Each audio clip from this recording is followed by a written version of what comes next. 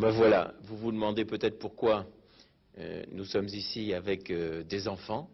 C'est tout simple, le racisme n'existe pas à l'école maternelle. En revanche, on le redécouvre après, quelquefois dès l'école communale, et souvent au lycée, et dans la vie bien sûr. Alors qu'est-ce qui fait que des petits noirs et des petites blanches peuvent cohabiter? Je ne le demanderai pas à Magis. Tu parles, Magis? Pas trop. Et tu veux t'en aller. En revanche, Émilie, voilà, si tu veux venir.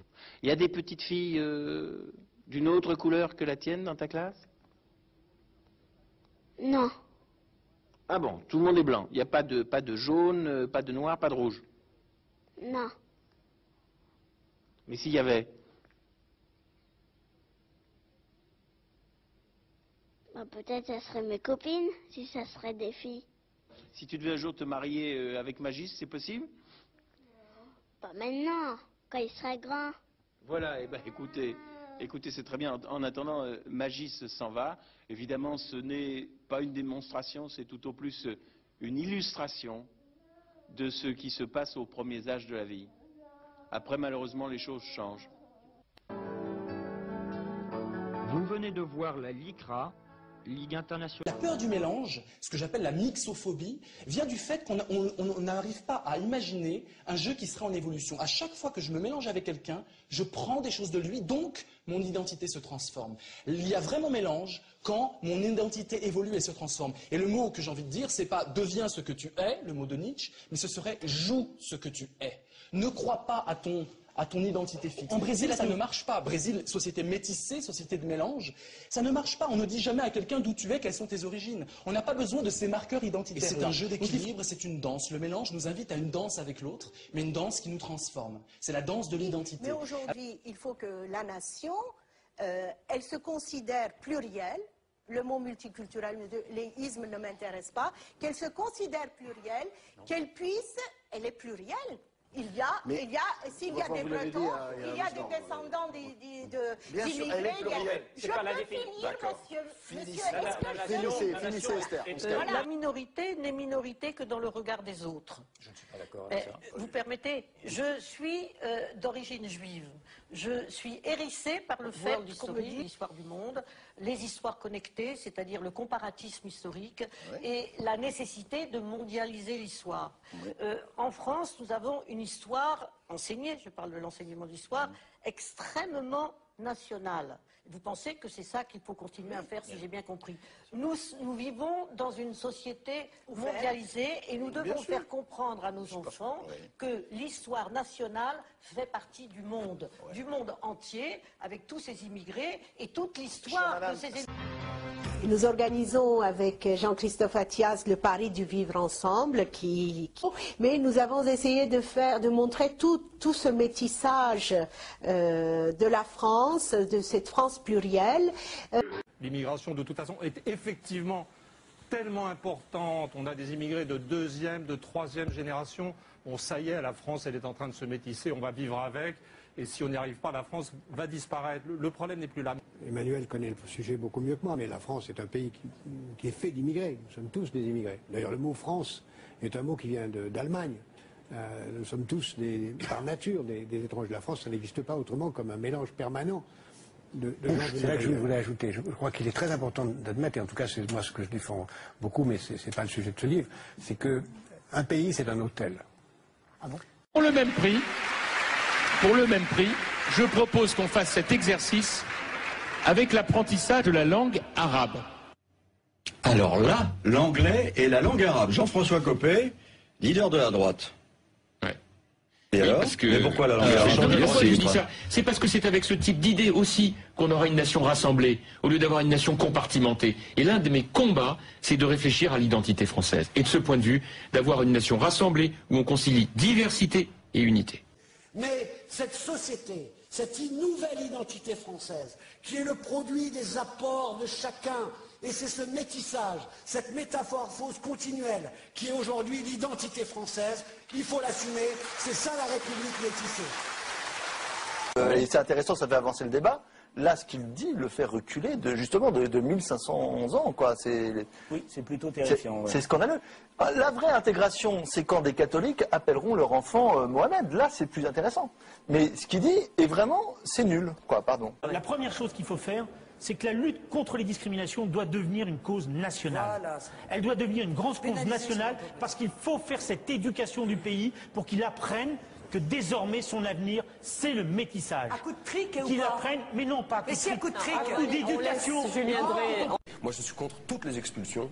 Toutes les expulsions. Je te suis, mon ami. Je suis pour les sans-papiers, qu'on les régularise tous. Moi, je suis ouvert à ça. Là aussi, je te suis. Il faut savoir la conséquence. Hein. Ah, là, je te suis. Moi, il faut assumer.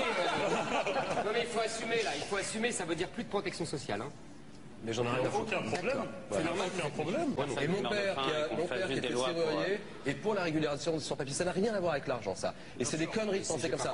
C'est des trucs de riches, je parle comme ça. Parce que toi, t'es inquiet pour plus tard, mais moi, je suis pas du tout inquiet, justement, parce que je me démerderai toujours, et avec des sans-papiers, je me démerderai aussi. Pour lancer le spectacle Rire Ensemble, un spectacle contre le racisme, qui sera retransmis la semaine prochaine en direct sur France 2. Où les plus grands humoristes français se réuniront le temps d'une soirée pour faire taire le racisme dans un grand éclat de rire.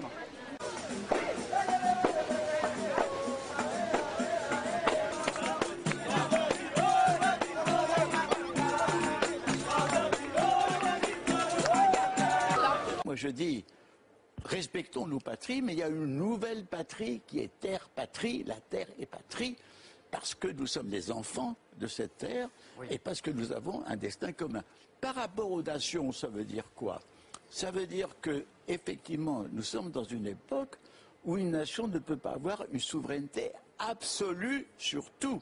Il y a des problèmes communs à l'humanité qui doivent être... Je veux dire, il la faut maintenant, tout le monde veut une loi, très bien. Mais les sans-papiers, au moins faites quelque chose, dites d'accord, on régularise aujourd'hui les sans-papiers en France et on fait une loi sur le voile intégral. Aussi bien les moments extraordinaires que nous donne l'immigration, parce que le métissage est quelque chose de très beau, de très chose qui fait avancer nos sociétés. Il y a trop de petits-enfants qui ne parlent pas bien français, le niveau de l'école baisse, donc les gens sont... Mais c'est la réalité. C'est la réalité. C'est la réalité. C'est pas un discours, c'est la réalité. C'est comme ça. Éric Zemmour, il faut apprendre le français. Bah oui, non. Les gens, mais ce que vous... Ça s'appelle un discours profondément raciste, ce que vous êtes en train de tenir. Les gens fuient la banlieue dès qu'il y a trop d'enfants d'immigrés, dès qu'il y a trop d'immigrés. C'est comme ça. C'est la réalité. Je dis pas que c'est bien, je dis pas que c'est mal, c'est la réalité. Bon. Et au fond, un métis, qu'est-ce que c'est? C'est quelqu'un qui n'est ni riche ni pauvre, qui n'est ni blanc ni noir, ou plutôt qui est les deux dans son propre corps.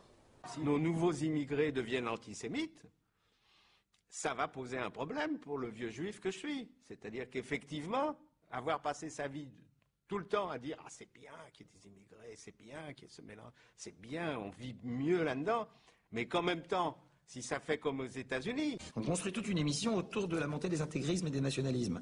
Et il s'avère qu'on n'a que des sujets qui tournent autour de ça, et je termine avec le programme de Le Pen, que j'ai étudié. C'est hallucinant. C'est-à-dire que ça se situe entre Vichy et l'apartheid en Afrique du Sud, à peu près. C'est hallucinant. Il y a un point, là, par exemple, protéger l'identité nationale. Point 18, bannir le cosmopolitisme de l'éducation nationale. Il y a tout un petit machin, puis il se termine par « Il serait nécessaire, dans ce contexte, de réviser les manuels scolaires et d'en bannir les incessantes références cosmopolites. » Je voudrais bien savoir quelles sont-elles, ces références. Ce soir, Axel Kahn, vous avez une piste dans ce domaine. Que faut-il faire? Déjà, il faut voir que l'humanité s'est toujours métissée. Elle n'a pu évoluer qu'en se métissant, et biologiquement et culturellement. On parle des civilisations lointaines, mais qu'est-ce que c'est que la civilisation étrusque qui n'aurait pas eu un contact important avec la civilisation grecque? Qu'est-ce que c'est que la civilisation de bassin méditerranéen qui n'aurait pas bénéficié des Phéniciens, des Carthaginois?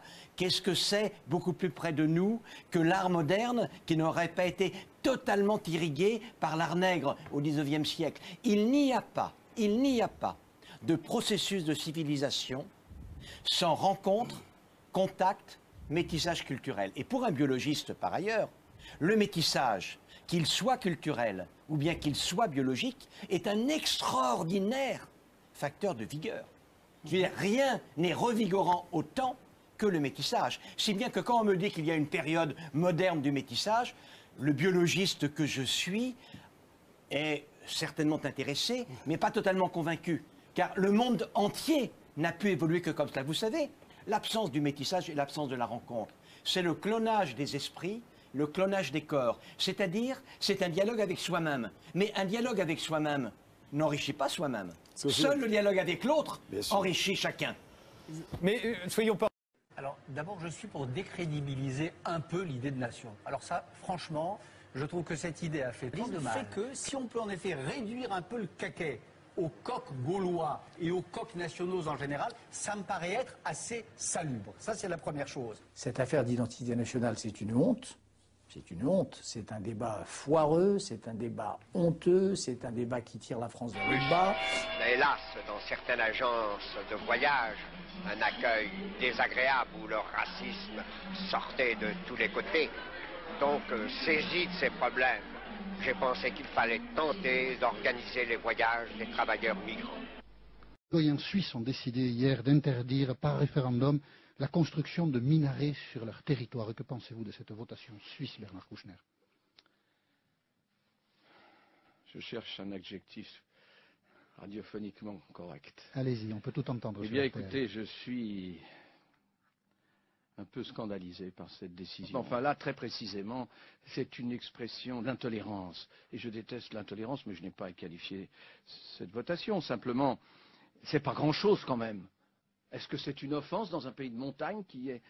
La France a des racines chrétiennes, je l'ai rappelé. Et pourquoi le nier? Puisque c'est la vérité. La France a aussi des racines juives. La présence du judaïsme est attestée en France avant même que la France ne soit la France, avant même qu'elle ne soit christianisée. Il existe en France des bains rituels juifs contemporains de nos églises romanes et des synagogues aussi ornées que des chapelles baroques. Oui, le judaïsme fait partie des racines de la France. Et chaque Français, quelle que soit sa confession ou son origine, peut en être fier. Cette longue histoire, 2 fois millénaire, est bien une histoire commune, même si personne n'oublie qu'elle a été tachée, déchirée par la haine et la persécution.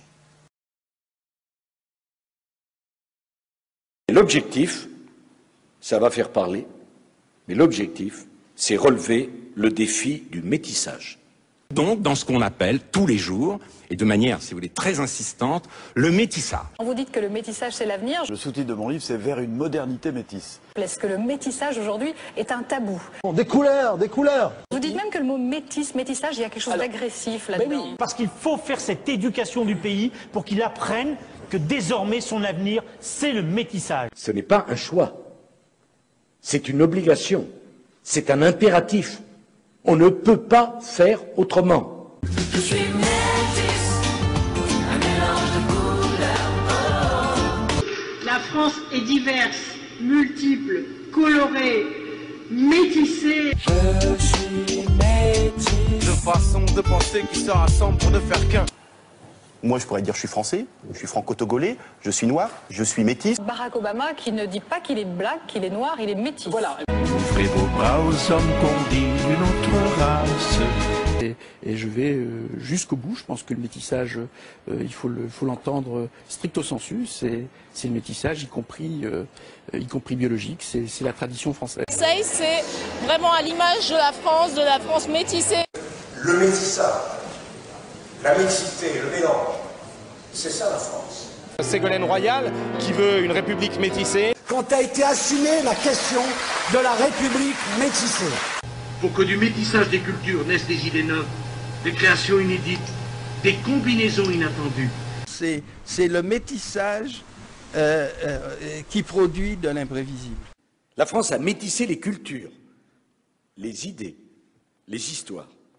J'aime la politique quand la France métissée s'y reconnaît. Cette idée du métissage. La France métissée. Métissage, mélangez-vous en formant un vrai sans métis. Dans une mémoire nouvelle, dans une mémoire républicaine, dans une mémoire métissée. La République métissée. Et pour moi, la République métissée... La France qui a su métisser ses cultures et ses histoires. Avec un objectif, mobiliser toutes les ressources de l'État pour relever, je cite, le défi du métissage que nous adresse le XXIe siècle. Si on comprend que tout est métissé. En se mélangeant, on forme un tout. Et ce tout est unique, donc pas différent du reste, puisqu'il est tout seul et unique et tout en même temps. L'heure est à l'ambition et au métissage. Le métissage, c'est la France nouvelle. À la France de demain. Puisque le principe de métissage... La France a toujours connu, au cours des siècles, a toujours été au cours des siècles métissée. Elle a aussi affirmé qu'elle serait présidente de la République de la France métisse. La République métissée, ça a suscité de l'adhésion. Président métisse. Moi, j'aurais préféré que ces nanas se mettent avec un black, qu'elles fassent l'amour avec un black et qu'elles aient un gosse avec un black, d'accord? Parce que ça, là, c'est la classe. Le peuple, la société française, est une des sociétés les plus poreuses, les plus ouvertes au métissage. D'ailleurs, la France est un pays extrêmement métissé. Avoir un président métis en France, c'est possible. Et la modernité elle-même, elle devient plurielle, elle devient composite, elle devient métisse. Mélangez-vous, mélangez-vous. Il annonce la fin de l'hégémonie occidentale et non pas le choc, mais le métissage des civilisations. Une France colorée qui fait de ses diversités une richesse. Une France métissée. Après vous avoir écouté comme homme, comme métisse, comme... Le métissage est vraiment une valeur sûre au niveau commercial. Le métissage est une ligne supplémentaire, un support supplémentaire pour se faire connaître. Dans une société pourtant de plus en plus métissée. Vous dites que le métissage c'est l'avenir. Et en relevant le défi du métissage, la France est fidèle à son histoire. Et il n'y a plus d'autre, car le métissage, on le célèbre au nom de l'autre, on dit c'est beaucoup mieux que l'assimilation. Le fait de se mélanger est une bonne chose selon moi, parce qu'en se mélangeant, si tu veux, on ne crée plus de différence. Regarde-la France, regarde-la bien, elle est métissée, regarde, c'est la nouvelle France. C'est la société la plus accueillante, la plus ouverte, la plus généreuse en termes de mélange. Cette veillée se veut métissée, place de la Sorbonne. Et c'est ce métissage. Et la modernité de demain, c'est ce que j'appelle la modernité métisse. En parlant d'une France métissée... Mais ce métissage, vous l'entendez par un métissage biologique, un métissage, il faut que... Le métissage, ça peut être l'arc-en-ciel, il y a toutes les couleurs, ou alors ça peut être toutes les couleurs doivent se dissoudre en une. Le projet qu'elle défend, la République métissée, la République du respect. On ne me fait pas peur, le métissage. Il n'y a pas, si vous voulez, qu'une seule France, nous sommes tous mélangés. Quand on parle de métissage, quand on parle de mélange, moi je parle dans mon livre d'alchimie humaine. Défi du métissage que nous adresse le XXIe siècle. Et le métissage, c'est la traduction morale de ce que, dans le monde de la technique, on appelle le mixage. On peut concevoir un métissage mécanique. Est-ce qu'on peut accepter cette forme de métissage qui est derrière, il y a l'idée d'universalité. Mélangez-vous, mélangez-vous. Qui définit le métissage? Est-ce que la définition du métissage donnée par la France est la même que donnerait un Congolais? Quelle culture on va mettre dans le métissage? Et la France présidente est une France métissée. Je voudrais vous proposer d'écouter Michel Rocard, qui réfléchit beaucoup en ce moment au métissage et surtout au métissage européen. Et c'est ce métissage. Mélangez-vous, mélangez-vous. Ce mot métissage, je ne l'emploie pas. Voilà,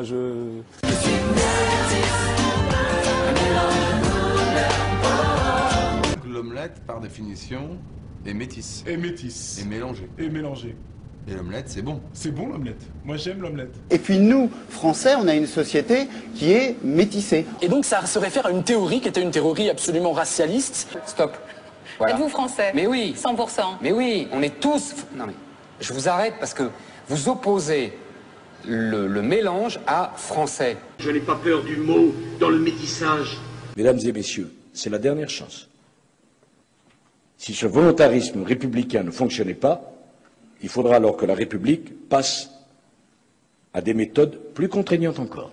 Parce qu'il faut faire cette éducation du pays pour qu'il apprenne que désormais son avenir, c'est le métier. En Californie, justement, il y a eu un test fait dans une université. Un professeur a donné à ses étudiants la possibilité d'avoir un test sanguin qui leur disait de quelle origine ethnique ils étaient. et les gosses, j'ai envie de dire, qui avaient 18-20 ans, ils espéraient tous être un petit peu mélangés, pour embêter leurs parents, pour être modernes, parce que c'est cool. Et Obama représente ça, un métissage qui fait moderne. L'invité sans interdit de Robert Ménard qui reçoit ce soir le grand maître du Grand Orient de France, Guy Arciezé. Bonsoir messieurs. Et maintenant, on a, dans cette société-là, plusieurs identités, il faut les défendre. Et il faut surtout défendre celles qui ne sont pas les nôtres. Moi, j'ai des racines chrétiennes. Moi, je suis d'origine chrétienne, je le dis clairement. Mais ceci dit, j'avais aussi une mère juive. Il y avait une conception monarchique de la direction d'un journal, consultation, mais une fois la consultation terminée, il fallait une décision. Et c'est vrai que j'imprimais ma marque un peu partout. C'est moi qui faisais la synthèse.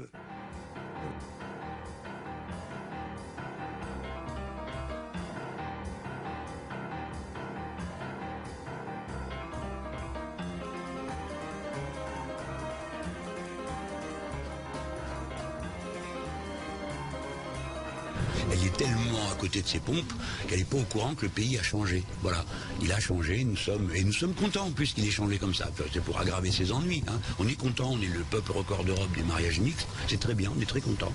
Et si vous voulez, je vous lis, parce que je l'ai gardé dans mon cartable, hein, le bulletin des naissances qui paraît dans les DNA. Je l'ai lu ce matin, hein, et ça m'a beaucoup plu. Je vois qu'il y a toutes sortes de prénoms très exotiques et qui forment de bons petits Français, et ça me plaît beaucoup. Voilà. Donc oui, nous allons lui pourrir la vie.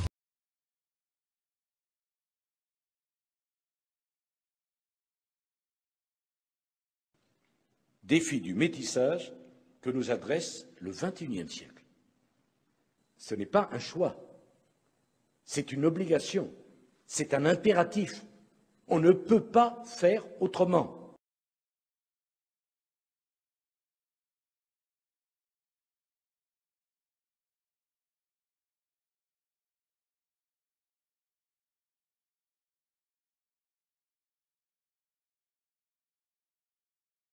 Alors la question de Yoël, qui nous vient du Maroc. Alors je voudrais savoir quels sont les conseils pour pouvoir prévenir les mariages mixtes, puisque nous sommes en âge de... nous sommes bientôt en âge de nous marier, donc on aimerait bénéficier de vos conseils. Voilà, au Maroc, ça se fait relativement bien, bien que il y a aussi... il y a en tout cas une fréquentation avec le monde non-juif indigène de l'endroit. Il y a un problème avec les juifs marocains, hein, et autres juifs sfarades nord-africains, c'est quand ils arrivent en France. En France, c'est pas Fatima, c'est Christine. Après, sur le Ralia, en Israël, c'est pas Christine, c'est Tatiana ou Natacha, qui n'est pas juif non plus. C'est le fléau numéro 1 du peuple juif.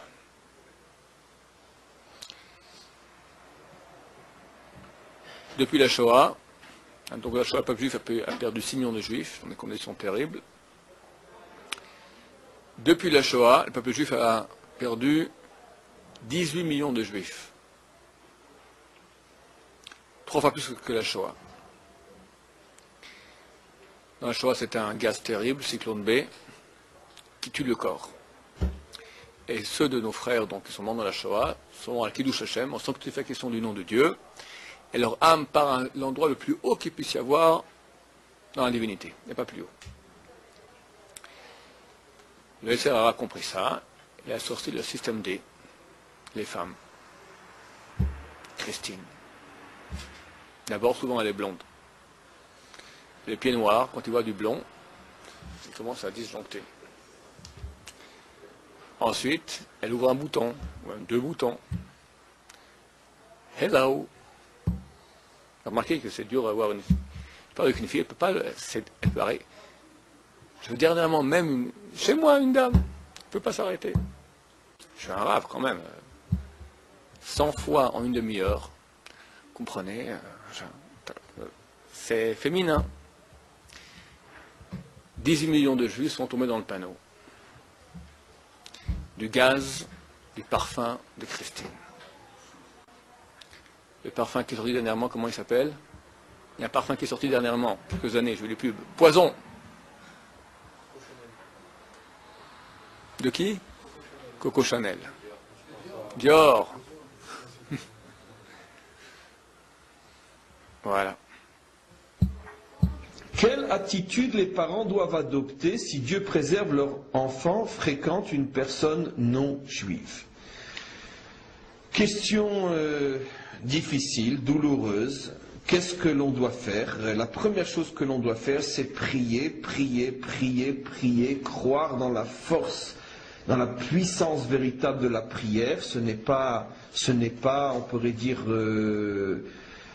des paroles vite dites, ce que j'exprime maintenant. La prière a une force inimaginable, et surtout la prière d'une mère sur un enfant qui s'éloigne. C'est clair que cette prière-là peut faire de véritables miracles. Priez. Ensuite, allez voir un juste. Demandez à un juste, à un tzaddik, lui aussi, de prier. Demandez la bénédiction d'un juste. Ça, ce sont les deux premières choses qu'il faut faire. Qu'est-ce qu'il faut faire après? Il faut parler bien sûr à l'enfant. Il faut essayer de le raisonner. Il faut essayer de lui faire comprendre qu'il prend un chemin que très vraisemblablement il regrettera lui-même. Mais il est clair que la colère, les cris, les menaces, les coups, généralement n'aident pas dans ce genre de situation. Quelqu'un qui est déjà en âge de fréquenter une jeune fille ou un jeune garçon n'est plus en âge de recevoir une claque et de se faire menacer. Au contraire, ce qu'il va faire, c'est trouver le bon prétexte pour partir et se louer un appartement. Et dans ce cas-là, ce sera beaucoup, beaucoup plus difficile.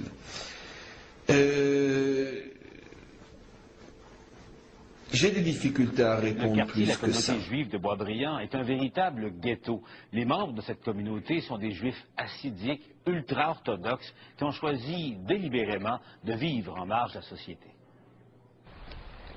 La communauté Toche, originaire de Hongrie, a choisi de vivre à Boisbriand en 1963. Elle est aujourd'hui composée de 4 à 5 000 individus selon la municipalité. Elle représente donc un peu moins de 20% de la population totale de Boisbriand, qui est de 26 000 âmes. Mais de l'aveu même de la mairesse, c'est une communauté très peu intégrée. Ils se promènent dans les magasins, on les voit se promener, on les voit, mais ça s'arrête là. Les Toches ont quitté le quartier du Myland à Montréal dans les années 60 pour se réfugier à Boisbriand parce qu'ils rejetaient la trop grande proximité avec les non-juifs.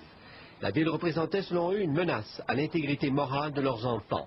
À Boisbriand, leur présence suscite des réactions diverses. Ils vivent isolés, en fin de compte, c'est ça qu'il y a. Mais ils se servent de tout ce qu'il y a alentour pour les accommoder, par exemple. Ils aiment vivre en communauté, donc j'imagine qu'ils aiment être tranquilles comme la plupart des gens. Les Toches ne font rien comme les autres Juifs. Ils sont même perçus par le reste de la communauté juive comme plutôt imprévisibles. En 1995, ils appuyaient les souverainistes lors du référendum.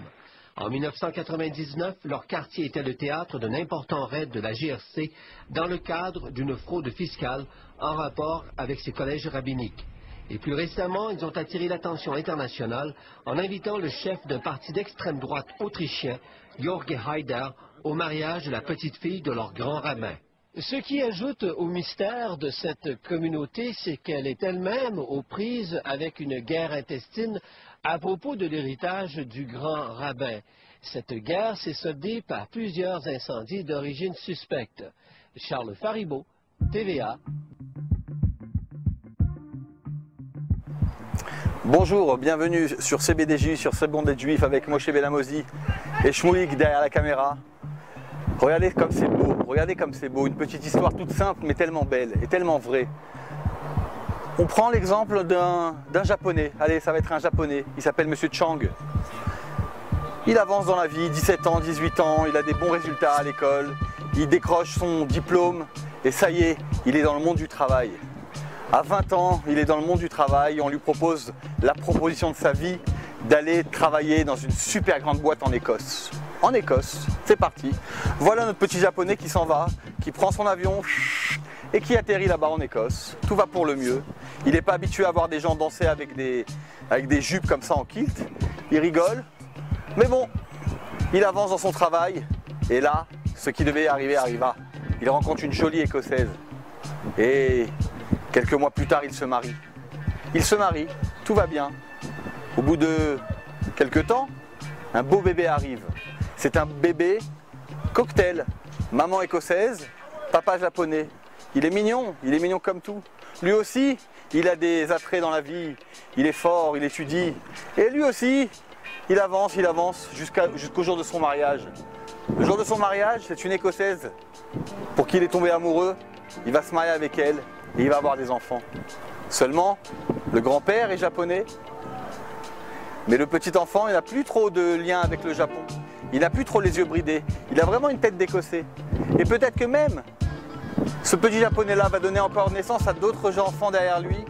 Mais là, il n'y aura plus du tout aucune trace de notre petit monsieur Chang, qui était pourtant à l'origine. Pourquoi je vous raconte ça? Parce que c'est un miracle.